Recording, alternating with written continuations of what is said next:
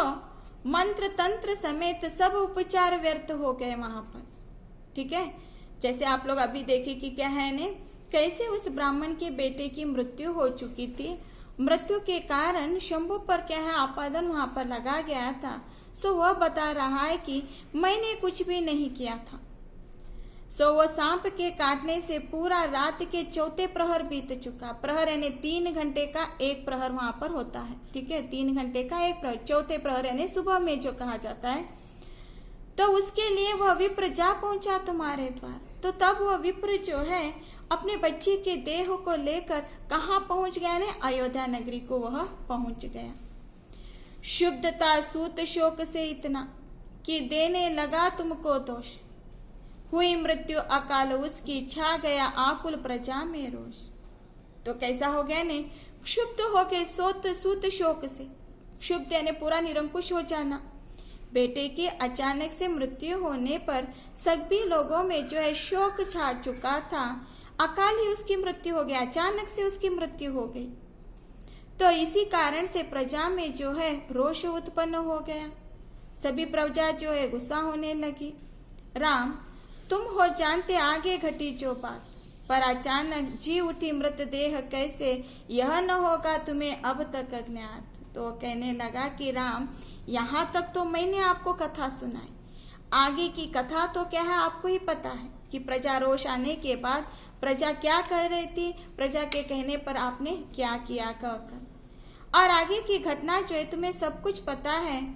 लेकिन एक बात तो समझने योग्य है कि वह मृत देह जो है फिर से कैसे वह जीवित हो सकता है कहकर। तेल भरकर नाव में जिसने संभाली देह, उसे उसके मृत न होने का हुआ संदेह। तो कैसे यानी उसकी मृत्यु हो चुकी है कहकर क्या संदेह कैसे उत्पन्न हो सकता है।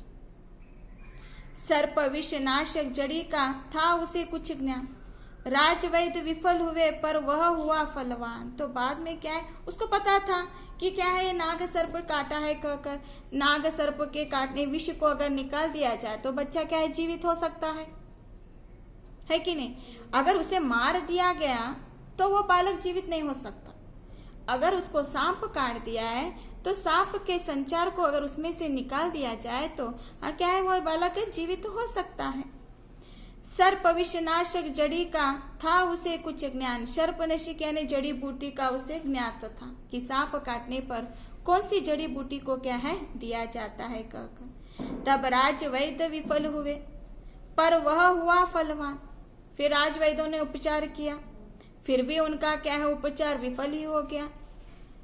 कुछ समय उसको लगा पर खोज लाया मूल, गया जो ही कंठ में रस, खिल गया मुख फूल। तो बाद में क्या है ने कुछ समय उसको लगा कि पर खोज लाया हूं कुछ मैं मूल में, गया जो ही कंठ में वह रस। जैसे उपचार करने के बाद जो औषधि उसने लेकर आया सो उस बच्चे को क्या है पिलाया गया तो खिल गया मुख फूल। खिल गया ने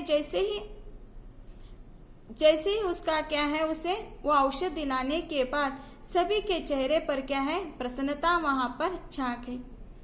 मात्र यह संयोग ही था जी उठा वह बाल, और मेरा वध प्रकट कारण